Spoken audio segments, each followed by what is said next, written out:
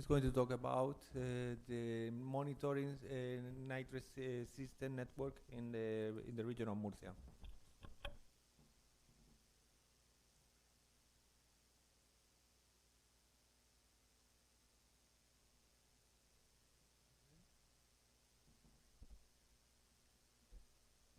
Okay. Good morning. Buenos días. I am David Martínez. I work in the General Sub-directorate of Sustainable Agricultural Production and Nutrition in this house. And as Manolo has said, I'm going to talk about monitoring nitrates from agricultural sources and how we deal with nitrate vulnerable zones in this area in Murcia. The problem you already know. The agricultural, among other sources, runoff leads to excessive nitrates in surface water and groundwater. These high levels cause environmental degradation and health risks. So we need for a systematic science-based designation of risk zones. Here, as in all over Europe, we have various regulations, such as a code of good agricultural practices, action programs, additional measures, in order to reverse the upward trend of nitrates.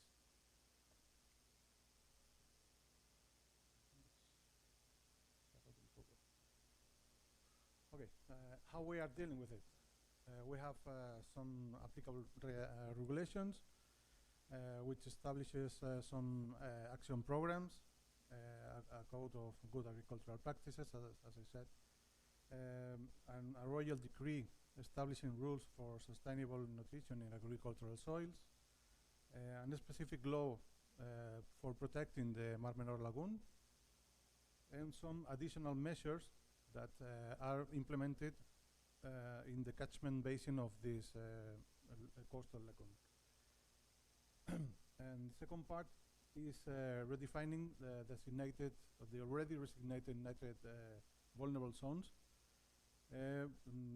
by the means of reviewing the nitrate analysis of the official water quality control networks, so as evaluate how the measures are working or not.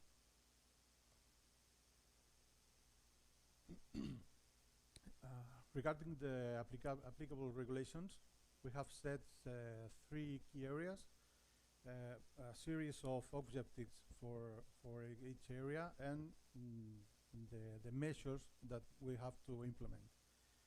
The key areas are fertilization, irrigation, water use, and soil management. So I'm not getting into it, but if you want to, we can discuss afterwards.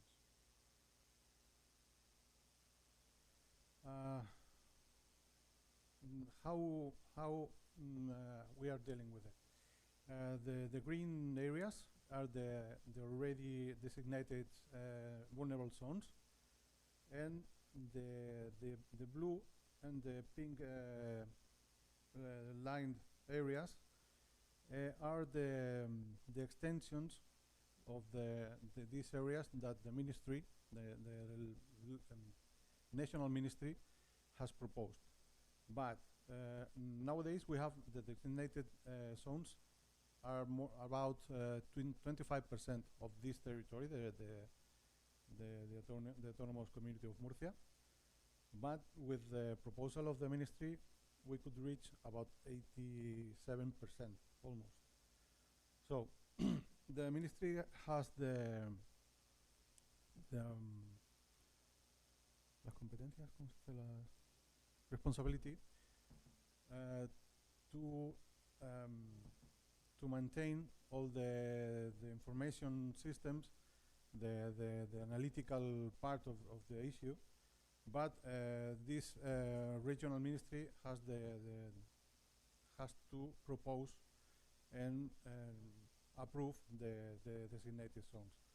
So we think that this is overestimated. So how can we find a better solution? We use a series of maps and databases, the official water quality control network, and some different maps that I will show you next. Some satellite images, and lately a study of the ministry which deals with isotopic analysis of nitrates, sulfates, and boron, so as to determine the origin of the nitrates. We have different data sets, groundwater bodies, aquifers, wastewater treatment plant discharges, river network, and ramblas. What we call here ramblas are mostly dry rivers during almost all the year. We also have the information of the water quality network from surface water and groundwater, and system of identification of the soil uses, livestock facilities, forest areas, agricultural demand units, and so on. So we have some cases of evidence of success, such as this example. We have this data on the concentration of nitrates in the aquifer of Alto Quipar, and we know we have seen in the latest years that we have a decreased concentration. It's the same case in the aquifer Baños de Fortuna, and also in Vega Alta del Segura. But also we have evidence of limited success in some areas, such as in the aquifer Puentes. We have an increase in concentration. Here you can see also one of the main problems we have up to date. And this is, in this case, we have a figure with more or less a good data set, but in the previous cases, you can see that we have a very important lack of information. In some cases, in this case, for example, this one, we have all the aquifer, all the red area is a very big area, so it's a lot of square kilometers. But we have only one point, this 1 point here, and with this information, we have to determine if all the area must be a nitrate vulnerable zone. So it's very, very few information. In the other cases, it's more or less the same. 2 points for somehow a basin that, moreover, includes some different and separate aquifers. So with the information of 1 point in one aquifer, we have to know, we have to designate a vulnerable zone, which is not so good. So what about governance of water? I'm sorry, Elisa. I have borrowed your quote. The quality of water, of our water, depends on the quality of our information. But I would add, and so does the effectiveness of water governance. If we don't have good quality information, we cannot manage anything. So we have found evidence of challenges. We have detected some uncertainties that needs for field research. For example, possible changes in land use. In the case of the right, we have a possible release of livestock effluent. In the other cases, the vulnerable zones must be declared when the agricultural, the source of the nitrates is a diffuse source from agricultural activities. But we found something like this: is a farm, and the well where the samples are taken is inside the activity. Another one is within an agri-food industry facility. So we don't know, we can't say that these activities are doing something wrong, but we feel that the need to know. And some other uncertainties, we have a need for more reliable water quality control networks, because we have limited number of water quality monitoring points in some areas, both aquifers and water courses. The incomplete data series at key locations. We need also for a robust traceability system for water sampling, and we should expand the monitoring network with well-designed and public-owned monitoring points. Time for questions.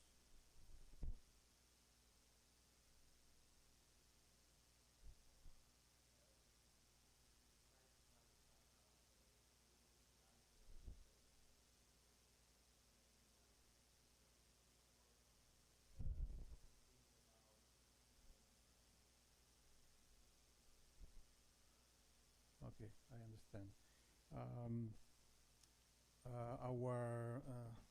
Our job is to firstly to try to change the way the farmers work, so the situation is doesn't go further.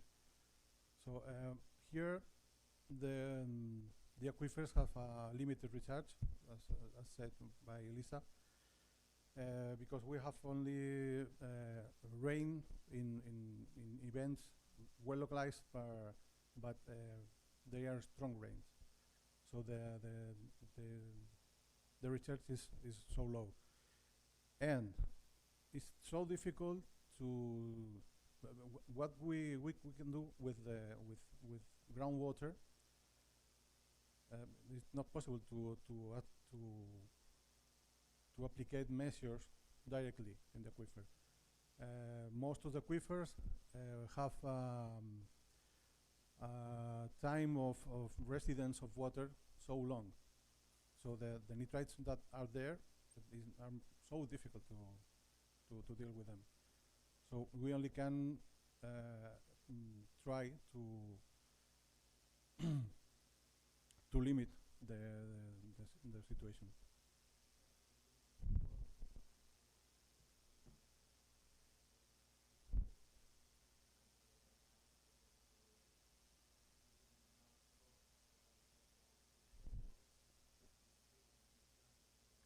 Yeah.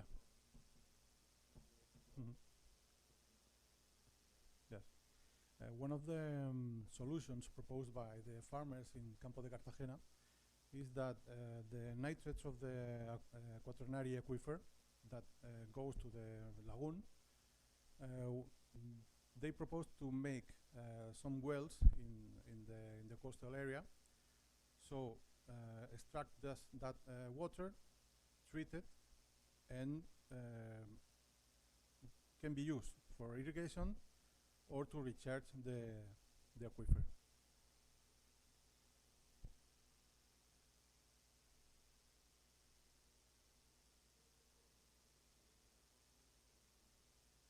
So I can hear you. Phosphorus?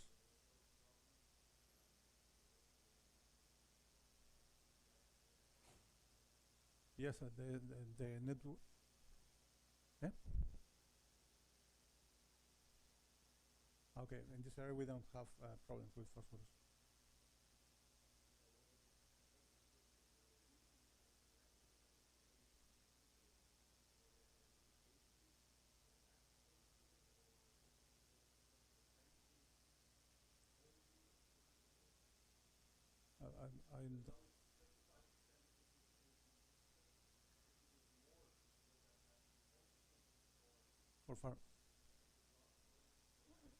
for farmers.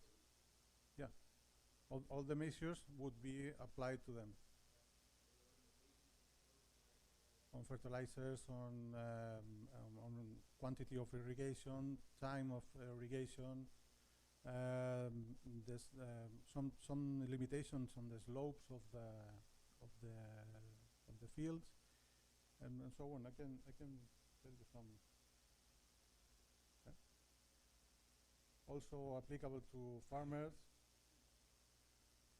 Exclusion periods for fertilizations, and if the water table is below 50 centimeters, for example, distance to hydraulic public domain. So there are a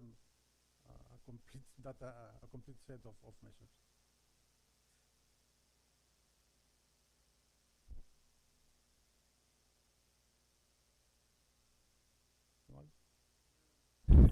Any other questions? Okay, but now it's time to close this event. I've done our best. We have tried to cover all the topics surrounding the how to face the water scarcity, to be more to build resilience, water resilience. And now it's time to say goodbye and to see next time in Orlom. No? All you. Sorry.